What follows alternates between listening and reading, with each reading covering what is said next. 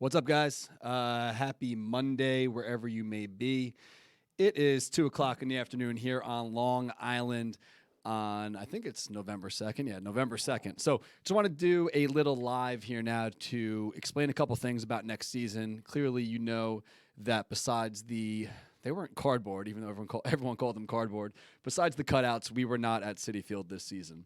And the Mets did play, obviously, and we know what happened with the 2020 season for the Mets. But as far as fans are concerned, 2021 is going to be very tricky for a number of reasons. We don't know when and if this vaccine might be coming, who it's going to be available to, who's going to feel safe to be back in ballparks, and if we're even going to be allowed. So as you've seen, even throughout the 60 games the Mets were playing this year, there was commercials showing that you can purchase Mets tickets.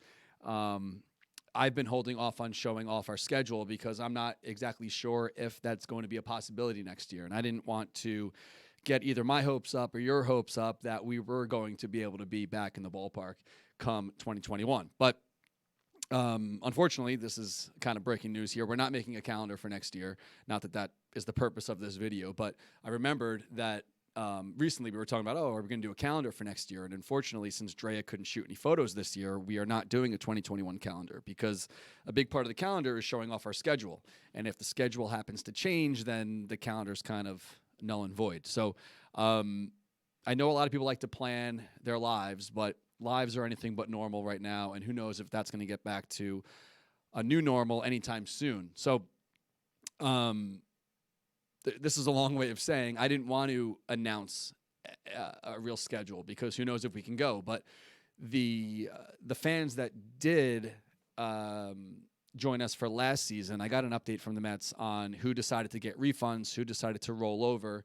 And I always forget this number. I think it's 635. I'm looking at Lizzie for Lizzie's approval in the background as she eats her lunch here. We have a little over 635, I think, members, ourselves included, and only 34 of those opted for a full refund. So that's a crazy turnover. So with the amount of people that sit with us, and the uncertainty of life and people not making nearly as much money as they have in years past. I mean, who knows? Some are making more, some are making less. I don't know anyone's finances, but for only 34 of 635 to request a full refund, that's a tremendous amount of people. So I have to let these people know what's going on with their money that's in their Mets account. So the way that it worked was if you did roll over your credit, I believe the Mets gave everyone a 10% bonus on top of that. So I did pick out 10 games for next year, spread them out pretty evenly like we normally do. And the good thing is, even with that 10% credit, one of the games switched out. So like we used to do a bunch of classics. I think we added one more that wasn't a classic. So an extra premium game in there. So out of the 10 games, everyone who requested to roll the money over, the money's already in the account. So they have enough money right now to renew if they feel like they want to renew. So that's the good news. Bad news, if it is bad news, we are not going to be accepting any new members for the 2021 season. And there's a lot of factors for that. If you are a member or if you've heard of our off-season meetings, I guess this is the meeting because a lot of times we go over next year's plans, where we're going, what jersey we're going to vote on, and there's no way that we're going to ask fans that had their 2020 season canceled to now shell out on the renewal of the tickets and also get a new jersey. And I have a Mrs. Met bobblehead here in front of me that we included in this year's ticket package. We also did a wearable flag. We had the game that we were supposed to go to in Puerto Rico. That was part of the package. So the package for next year is just the tickets. There is no extra add-ons. There is no jersey. There is no bobbleheads. There's nothing because I don't want to commit too much to the season and then have the season get canceled or have the season altered in such a way where we can't go.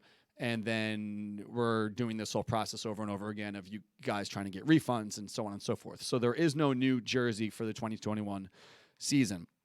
If you are a member, if you want to wear this one, the one I'm wearing right now, next year, more power to you. If you don't want to wear it, you don't like it, you want to wear something else, whatever it is, the only package next year will be the tickets. And we are not allowing new members. So out of those 635 members, they can renew if they'd like to renew. If not, they can keep their money in the account or get a refund, whatever they may want to do. But that's the deal on that. As far as the single game tickets are concerned, I ordered, if you can do the math, we had 10 games last year, and we have to assume that every game is going to sell out. So we have 3,000 jerseys sitting in storage just waiting to be used, which is a lot of money on our shoulders right now. And it's not your problem, but it is something that we have to think about. So if we are allowed to sell single game tickets next season, they are going to get the 2020 jersey. So unfortunately, it's got a 20 on it. I'll show it to you right now. I don't even know if I'm centered here. I kind of rigged this really quick. I was, hopefully everyone's okay, but the LIE was pretty much closed. Lizzie's saying thumbs up. I think there was a big accident, so hopefully everyone's all right. But it took me like an hour and a half to get to work. It usually takes 20 minutes. So this is the jersey. It looks exactly like what I'm wearing right now. This is the authentic. This is the jersey. So if we are able to sell single game tickets next year, you will get the 2020 jersey. And I hope we can because, I really miss having a full I miss going to games at all. But having that feeling of being a united fan base and solid group out there in center field is something that is really unmatched. So I hope that we can get back out there. I do have some notes here that I want to touch on just so we can all be on the same page. A lot of people have been asking, myself included, what happens if things get back to somewhat normal? Fans are allowed in the ballpark. I mean, we watched the World Series. We saw fans were there. I didn't hear of any type of spikes after that. I didn't hear of any of that becoming like super spreader events or anything of that nature. So hopefully come April, we are allowed back in the ballpark. And opening day on April 8th, we are able to be there. But what if we allow fans to renew and then a restriction's put in place where it's a 50% capacity? I'm just throwing that number out there, or whatever it is. So the way that we're going to have to do it, we're going to monitor the renewals. And I'm not trying to cause a sense of urgency or panic here, but the way that it's going to have to be done and the way that it would be fair, it would be based on who renews first. So let's say we're told 50% capacity, our section holds 859. Do the math, that's 430 fans. The first 430 members that renewed would then be able to go to that game.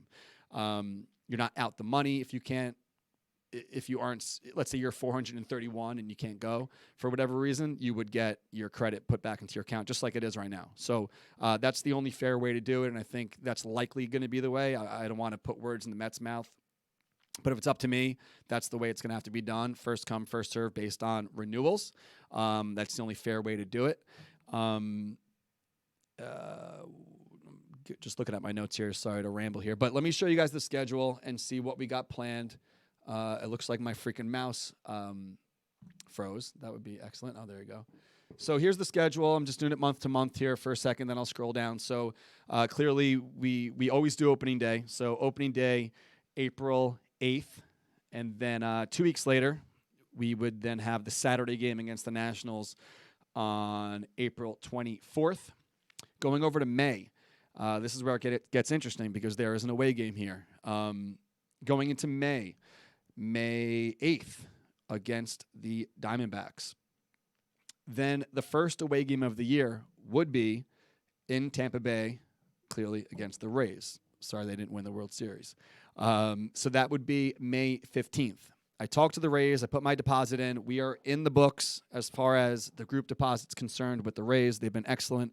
I actually wrote something on my Twitter account the other day about a very smart ticket rep that did the initiative or did the due diligence or the investigative work about what the 7 line is. So he actually sat with us numerous times to get a feel of what we are and who we are, and I think he went to the Atlanta outing or whatever. So now that the Mets are on the schedule for a weekend, he reached out. Very smart guy. I mean, you can't ask for more from an away team's ticket rep. But he's now our guy. He's our connection in the ballpark. And the tough part about this is, are people going to be willing or able? Well, I'm sure they'll be able to, but are they going to be willing to fly to Tampa Bay in May to go to a game? I have no idea. I don't know if it's going to be safe. I don't know if there's going to be the rules now where you're supposed to quarantine when you get home. I have no idea. The world could be drastically different as it's been changing drastically month to month, day to day, minute to minute. So in May, who knows if we can go to this game. But if we can go, it's going to be similar to the home tickets. If a restriction's put in place where we're told that tickets that we sold can't be used or we can't go, then we're going to have to credit you. We're going to have to give you a refund. It's going to be a logistical nightmare on our end. So we're going to really hold off selling those tickets until Lizzie's doing a thumbs down in the background here. We're going to probably hold off selling those tickets until maybe a month before. We usually like to do them like months and months ahead of time so we could blow them out, get the special event T-shirt, mail you guys everything. But I really feel like realistically, let's see how the season starts in early April. And then if you can go, cool. If you can't or you don't want to, then don't. But it might be one of those things where it's kind of a last-minute decision where we see what things are going like in spring training. We see what's going on all around the country at the different ballparks. And although I don't want to do it this way, it's really the only way that we could do it where it's going to kind of be a last-minute thing. So expect those tickets to probably not go up until maybe March, until we see how opening day is or spring training is going, or right after opening day in April. And then if you want to go, cool, pull the trigger on some tickets, the flight, the hotels. Maybe you live close, you want to drive. I don't know. It's up to you guys. And we're going to have to put some big, bold writing on there, like no refunds. If you change your mind for whatever reason, there'll be no refunds on that end. If they are playing the game and the game is played and you can go, then that's on you. So we're going to figure it out as we get closer, but I think that's the most responsible way and fair way to do it. It's going to put a lot of pressure on us because we're going to have to make the shirts and ship them and do all that stuff in a short window, but it is what it is. We'll figure it out. We always do, or at least we try to. So after that, the next home game would be May 29th against the Braves at Citi Field. So moving along here to... I hope I'm not frozen. Lizzie's saying I might be frozen. Great. All right, I'm recording anyway. I don't know what's going on. People are probably freaking out.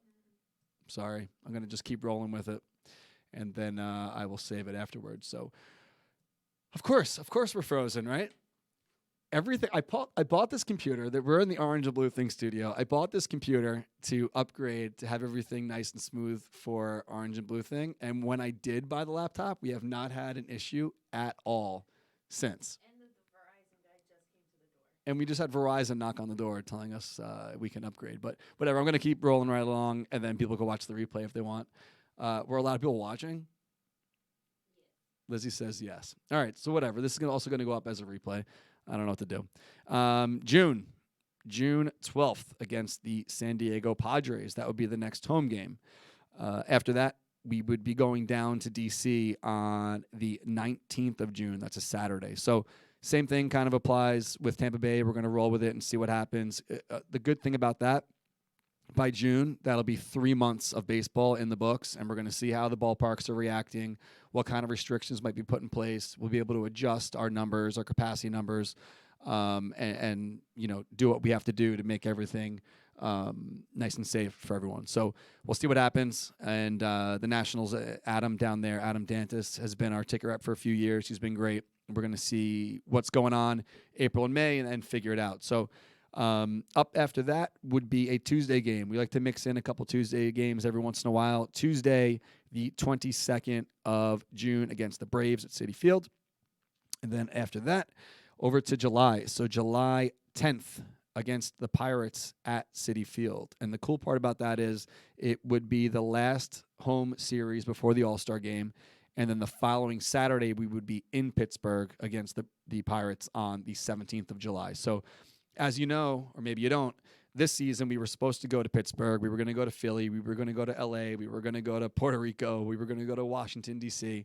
And as luck would have it, the 2021 schedule, a lot of these teams that we're playing against are also weekends. So a lot of our Lizzie's looking at me. It stopped. Like it's not even. It's fine. It's recording. Okay. It's recording. I'll have to repost it, unfortunately. So the cool part about this is they'll be against us in July at Citi Field, and then we're going to go to them in the next weekend. So that is what it is. Let me move this up a little bit. August. August, somebody's texting me now, probably telling me that this thing froze. August 7th in Philly. And then 2 weeks later, the 21st in LA.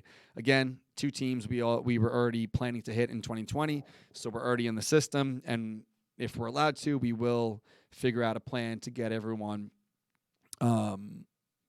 out there safely to the game. So we're only doing one home outing in July and one home outing in August.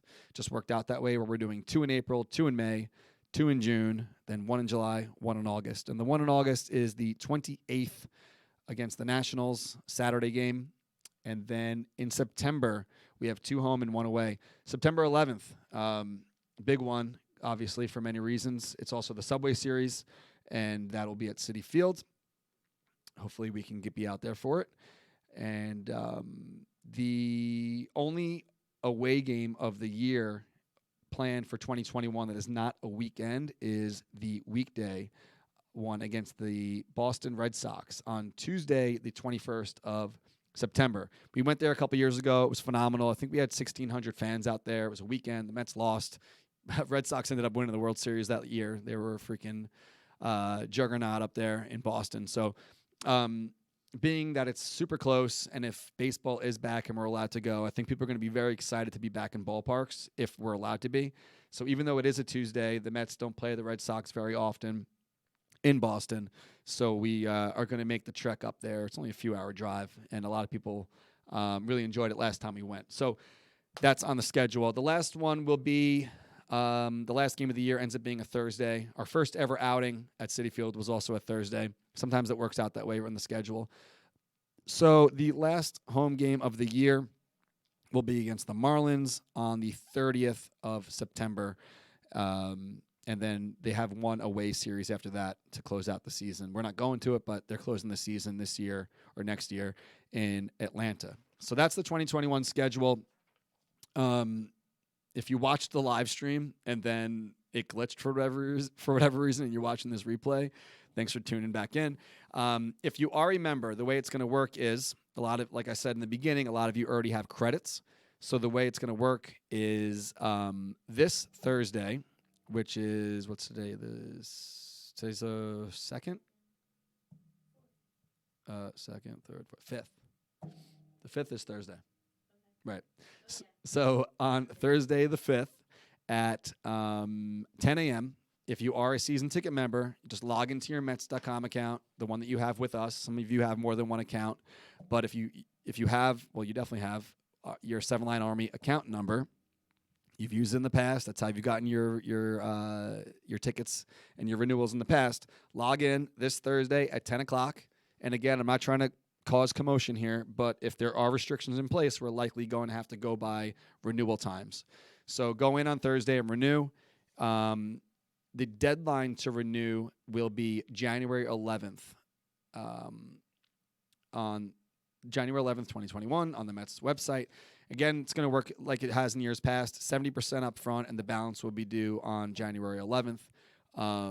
But again, almost everyone has the money already in their account. So all you got to do is log in, click the button, and you're done. So thank you guys for watching this. I'm sorry that you're watching this twice if it glitched for whatever reason, of course. Things, when I want them to run smoothly, they don't. But whatever. It is what it is. Thank you, guys. We appreciate your support. Thank you guys for keeping us afloat. This year has been crazy, and the lights are still on because of you guys, and I can't wait to get back there, hopefully this upcoming season at the ballpark.